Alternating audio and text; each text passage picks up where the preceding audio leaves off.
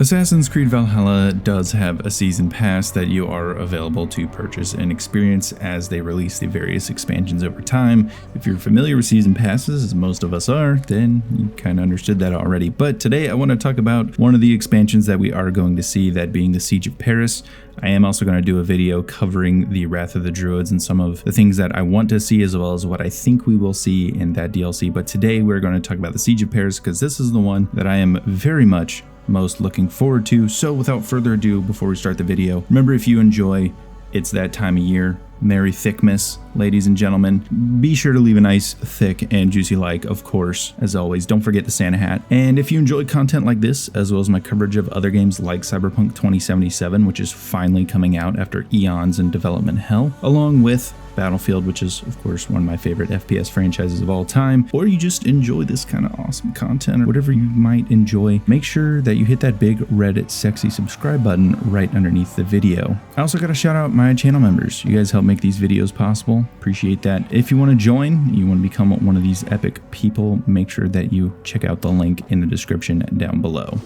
So the Siege of Paris, one of the most legendary things in this period in time, one of the things a lot of people focus on and talk about. It's a very interesting kind of subject because it's this collision between the Carolingian Empire on its last legs and the Vikings, who are kind of getting into their prime of things in terms of raiding and invading and taking power in various places around Europe. It's a very interesting time period just because of the characters involved as well. People like Charles the Fat, Count Odo, Rollo of eventually Normandy. A lot of really interesting people around this event. And of course, it's coming to Assassin's Creed Valhalla, so we're going to talk about that. Now, first of all, I want to talk about the story and the characters and kind of the history that's involved, and then I'll get into what I think the gameplay is going to be like a little bit later. The story is probably going to end with Charles the Fat, of course, losing the throne. Now, how we actually get there, I'm sure is going to be very interesting. I do think that someone like Count Odo will end up becoming an ally with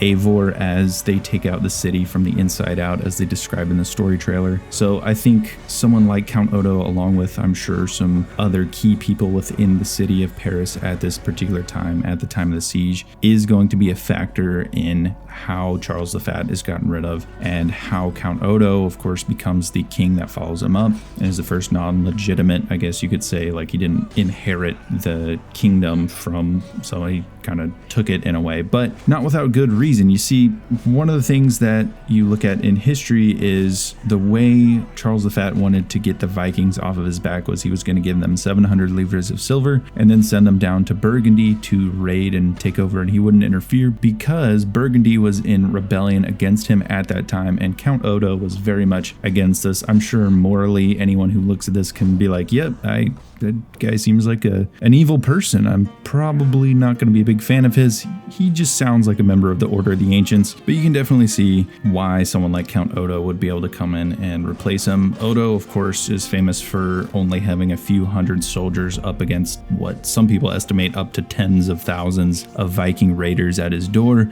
So he was very much looked up upon by the people within Paris at the time. And then another historical figure, of course, is Rollo. If you haven't finished the Essex arc, this is where the spoilers come in, so skip ahead now or just turn off the video and come back later once you finish the Essex arc. So let's talk about Rollo. So Rollo, of course, becomes the first Duke of Normandy in 911. This is going to be significantly after when this siege happens, and we're most likely not going to see it take place in this game, which is fine. But what we will probably see is Rollo starting to see the value in Paris and see the value in Francia and start to have even more ties here. Of course, in the Essex arc, him and Estrid kind of have a little bit of a thing going on, and then of course he helps take Estrid over to Francia and deliver her safely for the sake of that arc and kind of how it works. And I think being able to see him gain more of those ties and then eventually becoming the first Duke of Normandy would be very interesting. Maybe, I doubt it, but maybe he's kind of in tight with Count Odo for a little bit. I'm not sure how that's all going to play out. Obviously, we're going to have to play the actual game to be able to see how the story shakes out and how certain characters end up where they are down the line. But I do think that this is going to be a very key turning point in history for a lot of these figures, not only in the main game, but who are going to be introduced in the DLC and who they are going to become going forward. The next thing I want to talk about is the gameplay.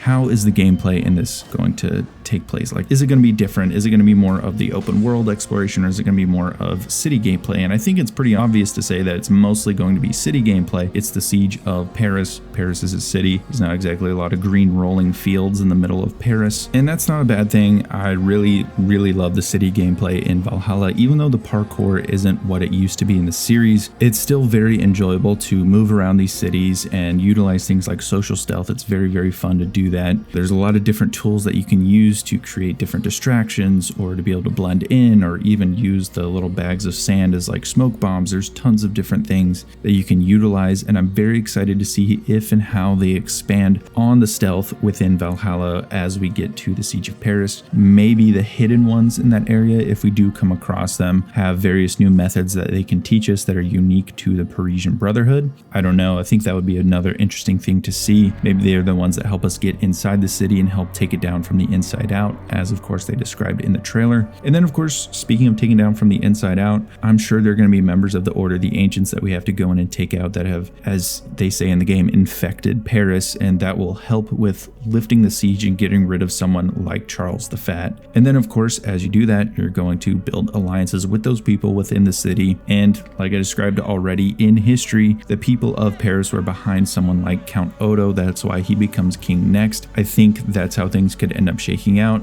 as of course the members of the Order of the Ancients are taken down, and Charles the Fat falls out of favor for not only being weak, but sending Viking raiders on his own people. Despite them being in rebellion, obviously you can see why a leader would be frustrated, but that's still a wrong way to rule and lead. And obviously Eivor, Count Odo, and Rollo will probably see that and be the key figures that we see in this DLC. Either way, I'm very excited to see what they have for us. Again, I am going to do another video on the Wrath of the Druids DLC in the future, but let me know what you think about the Siege of Paris DLC. What do you think we're going to see? What events are we going to be able to go through? What kind of things are we going to experience? Let me know your thoughts down below, and thank you guys so much for watching. Remember, if you enjoyed, leave that thick and juicy like with the Santa hat. Don't forget the Santa hat. And I will see you guys in the next video.